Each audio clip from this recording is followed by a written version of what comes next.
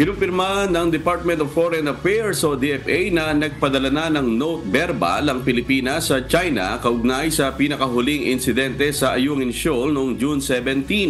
Sinabi ni Foreign Affairs Secretary Enrique Manalo na nagkaroon na umano ito ng pagkakataon na makausap si Chinese Ambassador Wang Xilian tungkol sa nangyari pero hindi na nagbigay pa ng detalye ng kanilang pag-uusap.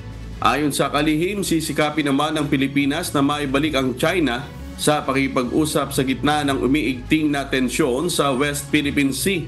Kumpiyansa si Secretary Manalo na madadaan pa ang lahat sa mahinahon na pakipag-usap at patuloy din anyang isusulong ng Pilipinas ang mapayapang resolusyon sa alitang ito na naayon sa international laws.